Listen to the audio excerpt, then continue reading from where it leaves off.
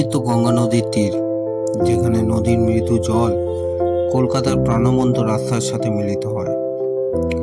সেখানে ইতিহাস এবং আধ্যাত্মিকতার একটি অপরূপ মেলবন্ধন আছে। নমস্কার, আমি সুদীপ্ত। আমাদের চ্যানেল স্টোরি লাইফের পক্ষ থেকে আইরিটোলা ঘাটে আপনাদের স্বাগত জানাই। তবে বলে রাখি, আজ আমি একা নয়, বন্ধু মনোজিৎ আছে আমার সাথে, যে এই ঘাটের কাছে অবস্থিত সৌদ্ধেয় শিব মন্দির সম্পর্কে আপনাদের জানাতে এবং জানতে সমান ইচ্ছুক। থাম্বনেল দেখে হয়তো আপনারা এখনো বুঝেই গেছেন যে আমরা ভূতনাথ দেবের স্মরণে এসেছি। জয় বাবা ভূতনাথ।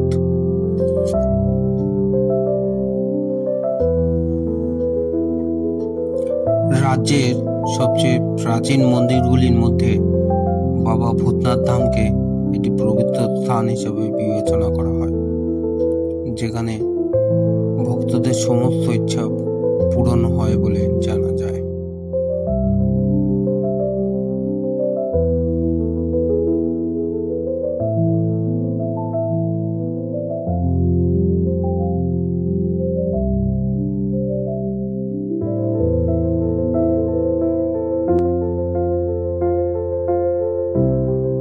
তাহলে আসুন জেনে নেওয়া যাক ইতিহাসের পাতায় এই মন্দিরটি সম্পর্কে কি বর্ণনা দেওয়া রয়েছে।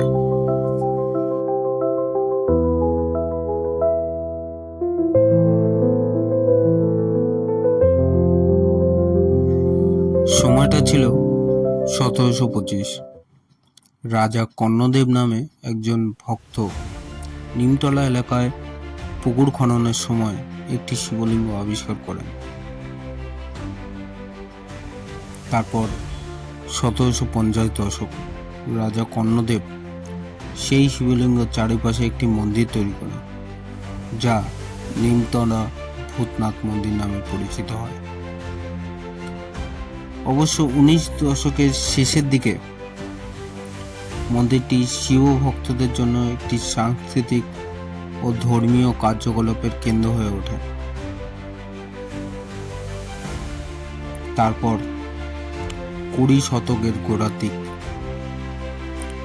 মন্দিরটি অনেক অবহেলার সম্মুখীন হলেও স্থানীয় ভক্তরা এবং কলকাতা মিউনিসিপাল কর্পোরেশনের দ্বারা পুনরুদ্ধার করা হয়েছিল।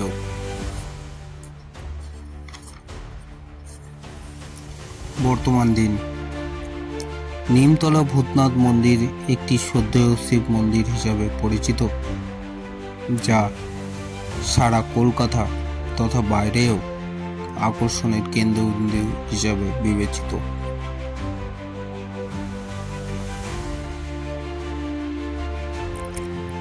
তবে চর্চিত বিষয় হিসাবে বর্ষা আরতিও উল্লেখিত, যা 300 বছরের ঐতিহ্যবাহী।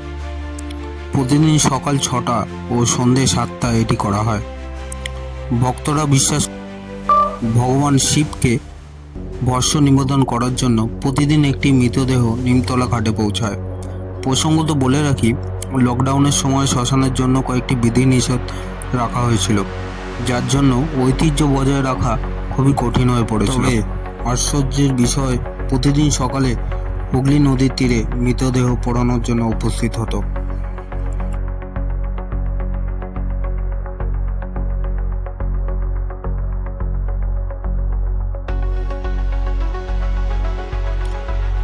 ভস্য আরতির সময়সীমা তো আপনাদের বলেই দিলাম। তবে মন্দির সকাল 5টা থেকে রাত 12টা অবধি খোলা থাকে। ভক্তদের ভিড় সবসময় লেগে থাকলেও সবচেয়ে বেশি দেখা যায় শ্রাবণ মাসে ও মহাশিবরাত্রিতে। তবে আপনারা যারা ভিড় ভাট্টা পছন্দ করেন না, তারা সোমবার, বুধবার ও শনিবার ছাড়া আসতে পারেন।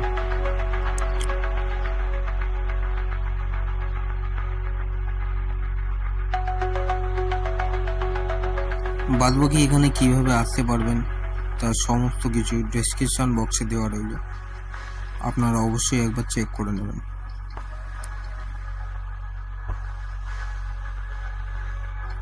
আসলে সকালের শুরুটা যে সুন্দর শান্তিতে হয়েছিল, তারই ছোঁয়াটা রাতেও রাখতে চেয়েছিলাম। তাই আর দেরি না করে পৌঁছে গিয়েছিলাম গঙ্গা আরতি দেখতে বাবুঘাটে। পৌঁছাতেই আমাদের আহ্বান জানিয়েছিল গঙ্গার শান্ত ঢেউ ও সন্ধ্যের শান্তিপ্রিয় শঙ্করধ্বনি। এই হলো সেই সময়ের কিছু ফ্রেমবন্দি করা মুহূর্ত। আশা করি আপনাদের ভালো লাগবে।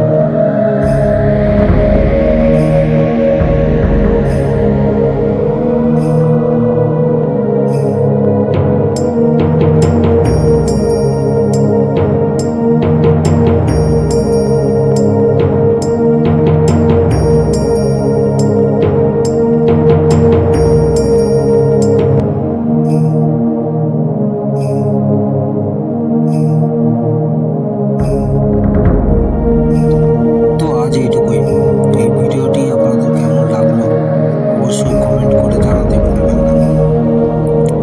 আর এবং কলকাতা সম্পর্কে নানা অজানা তথ্য যদি জানার ইচ্ছা থেকে থাকে তাহলে আমাদের চ্যানেল স্টোরি লাইভটিকে সাবস্ক্রাইব করতে ভুলবেন না। টিল দেন, টাটা, জয় শিব শম্ভু।